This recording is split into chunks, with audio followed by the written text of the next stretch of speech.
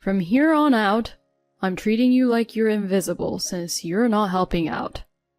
Just like that, my husband declared and started giving me the cold shoulder.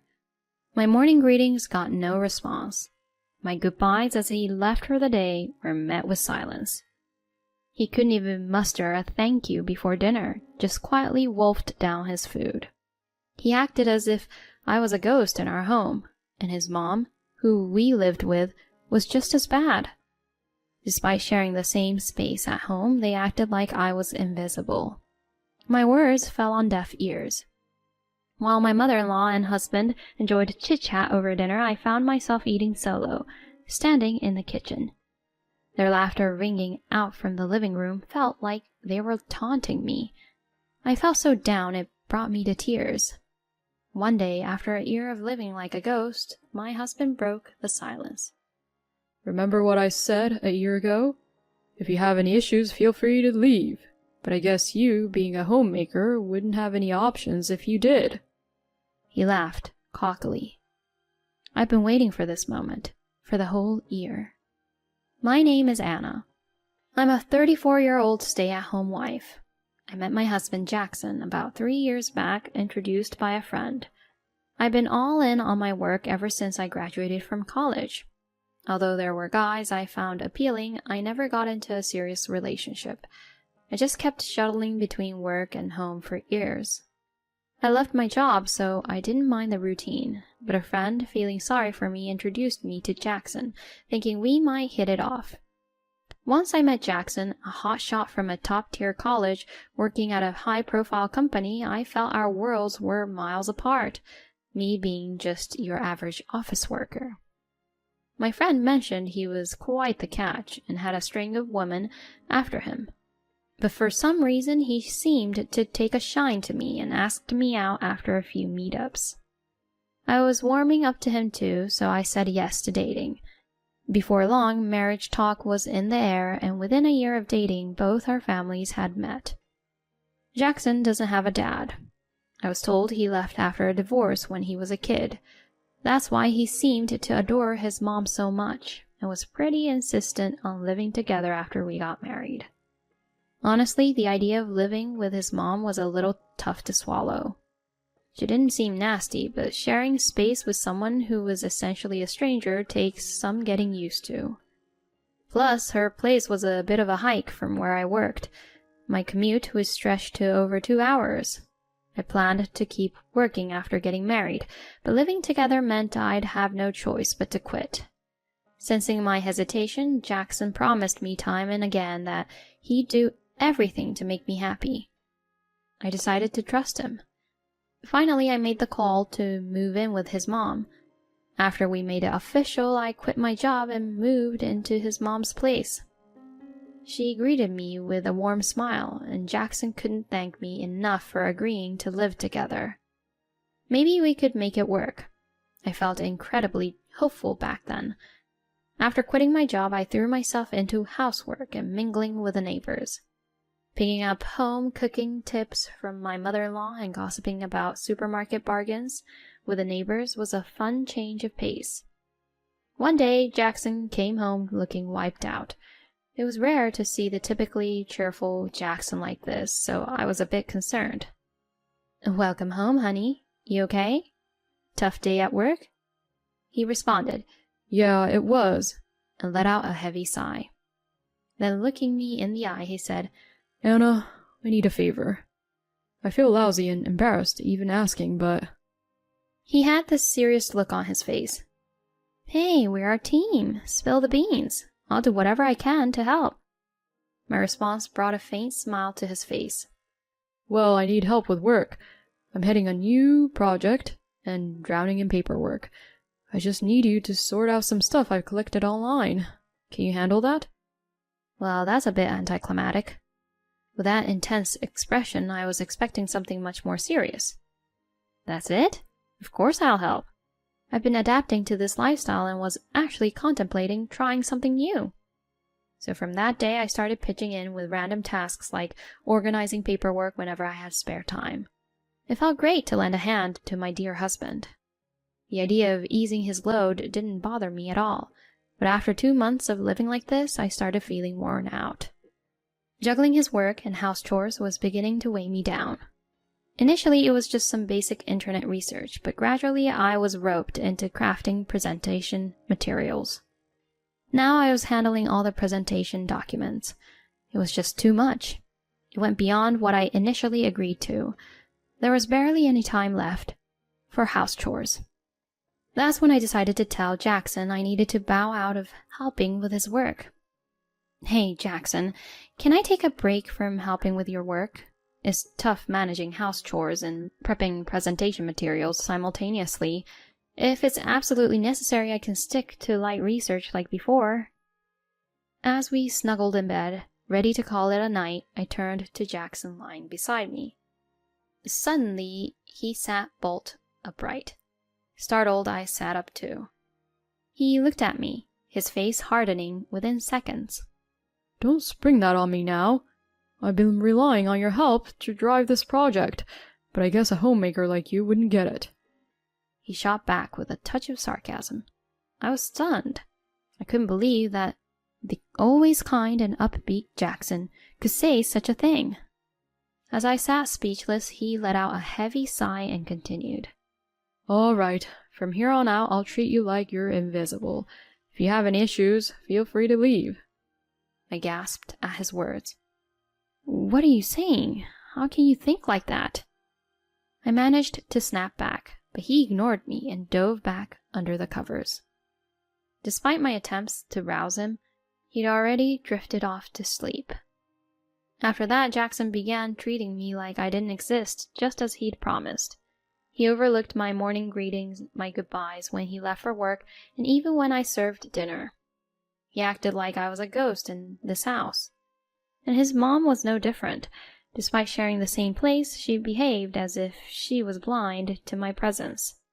It was painfully awkward. She wouldn't respond even when I tried to start a conversation. Gradually, Jackson began having meals just with his mom. While the two of them enjoyed dinner together, I ate alone in the kitchen, standing up. Their laughter from the living room felt like a cruel joke, and it was so sad that I felt like crying. But maybe some of this was on me. If I had been better at juggling house chores and assisting Jackson, this wouldn't have happened. Maybe he's just fuming now and will cool down with time. With those thoughts, I didn't muster up the courage to put my foot down, and all I could do was endure. Those hard days rolled on, and before I knew it, nearly a year had passed. As was the norm, Jackson and my mother-in-law carried on ignoring me. Ever since he cut off my allowance, I've been scraping by on savings for my single days. It had me questioning why I even got married. As I was hauling in laundry for the three of us, I heaved another sigh. Guess it was time for lunch. With that thought, I went down the stairs from the second-floor balcony to the living room on the first floor. That's when I goofed. I missed a step and took a tumble down the stairs. A resounding thud echoed throughout the house. Ouch! I rubbed my sore backside where I'd taken quite a hit. As far as I could tell, no fractures or serious injuries, but I was bracing for a massive bruise on my butt. As I sat there, I heard hurried footsteps from the living room. Anna, what happened? Are you okay? Did you fall down the stairs? Are you hurt? My mother-in-law rushed over, helping me up. Overwhelmed by the fact that I was conversing with her for the first time in almost a year, I blurted out, I haven't heard your voice in such a long time. At this, she froze, her mouth hanging open. Uh-oh. I'd let something odd slip. Quick on my feet, I covered it up with a cheerful tone. I'm not hurt. I'm all good. Sorry to worry you. But it's really nice to talk to you after such a long time. Just kidding. Hoping to lighten the mood, I threw in a playful quip. For some reason, she looked like she was about to burst into tears. Then she asked, I thought you hated me. I was perplexed. Why would I hate you? Why would you think that? Is that why you've been giving me the cold shoulder all this while? As she nodded, she started unveiling a shocking truth. The tale traced back around a year. Roughly, when Jackson began ignoring me, he had somehow convinced his mother, saying, Anna hates you. It's best you don't talk to her. It appeared he didn't take kindly to my not obeying his every word. Maybe he was trying to discipline me or control me by isolating me at home. I never dreamed that Jackson, ever so kind and adored by everyone, could do such a horrific thing. And his mom, also kind-hearted, never imagined her son could lie and wholeheartedly believed that I despised her. I really like you. I like the mom who shared her cooking secrets with me, the mom who welcomed me with open arms. When I said this, she covered her mouth and nodded several times. It seemed like she believed me. I'm sorry, Anna. I should have verified it with you first. When Jackson gets back from work today, let's confront him about this. Cheerfully, my mother-in-law apologized and promised to have a conversation with her son. After that, we spent a lot of time catching up. It was the most enjoyable time I've had in recent memory. Then, Jackson came back from work. He looked taken aback for a moment seeing me and his mom chatting away, but soon shrugged it off and fetched a beer from the fridge as if nothing was amiss. Jackson, sit down. You know what we need to talk about, don't you? She said this calmly. Beer in hand, he wordlessly took a seat at the table. Jackson, stop tormenting Anna. Apologize to her right here, right now. When his mother said this, he snorted. What? I didn't bully her. Got any evidence? Show me the proof. He scoffed, looking incredibly self-assured. Indeed, there was no hard evidence. It's not like I had footage of being sidelined or recordings of him fibbing to his mom. Both his mom and I were at a loss for words when he continued. Anna, do you really despise me that much? Didn't I suggest the same thing a year ago? If there's an issue, leave. But I guess you, being a homemaker, wouldn't have many options if you did. He was right. I wouldn't be able to fend for myself if I left, since I have no income. Even though my parents are still around, my sister and her husband are living with them, so there's no space for me there. But I've had it. I can't be with you any longer. Okay, I'll go. Wait, Anna, wait! I brushed off my mother-in-law's pleas to halt and began packing. I stuffed only the clothes and toiletries I'd need immediately into my overnight bag. Thanks for everything up to now. Do whatever you want. You'll be crawling back soon anyway. Amid his abusive jeers, I left my in-laws' house. Fast forward a week, I was lodging at a hotel near the terminal station. I was swamped with various tasks I needed to sort out for my future. Just when things were starting to settle, my phone rang with an alarmingly fierce call from Jackson. I ignored it for a bit, but ultimately picked up around the 10th call. Hey Jackson, how's life? Don't play dumb. It was all you. He yelled so loudly that I feared my eardrums would rupture. It was so loud that I had to distance my smartphone from my ears slightly. What are you on about? The letter. The blasted letter. You wrote that I'm a bully and a shirker and mailed it to the company. What on earth were you thinking? Oh, really? I had no idea, but that sounds tough. I lied. Just as he had said, I had mailed the postcard. After leaving my in-laws' house, I had written a letter to Jackson's workplace. Jackson shoves his work onto others. Jackson abuses his wife. Jackson is a liar. And I embellished more things in glaring red letters. Don't screw with me. Thanks to you, I'm on suspension. Me, a rising star? What the heck? I'm under house arrest until they can substantiate the claims. I just delegated work to an inept underling. I merely gave a worthless wife a purpose in life. The genial and kind-hearted Jackson was long gone. He was likely shouting with a demonic expression while yanking his hair out. If you claim so, you must have proof, right? Go on, show me the evidence. The evidence that I mailed the letter. I retorted with the exact words he had thrown at me just days ago. His fury peaked and he started shrieking, unintelligibly. There was no reasoning with him anymore. So I just ended the call saying, "Well, I'll hang up then." The following day, I swung by my in-laws' house to discuss the future with Jackson. We hadn't scheduled anything, but since it was Sunday, he should be home. I let myself in using a spare key. I didn't see my mother-in-law's shoes. She might be out shopping. In place of her shoes at the entrance, there were unfamiliar high heels. As I was pondering if it could be, I heard noises coming from the master bedroom. I had an ominous feeling, so I dumped my bags in the hallway and started filming with my phone as I approached the bedroom. Amid the clattering noise, I could hear the voices of a man and a woman. I braced myself and thrust open the bedroom door. There was Jackson in the nude, and an unknown woman sprawled on the bed. The woman spotted me and let out a startled squeal. Then Jackson also gasped. Whoa, Anna?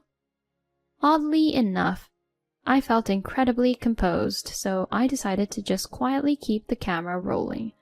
The woman, in a state of panic, quickly gathered the scattered clothes on the bed to cover herself. Jackson, is she the wife? You're joking, right? You said you divorced her 6 months ago. You said you were going to marry me.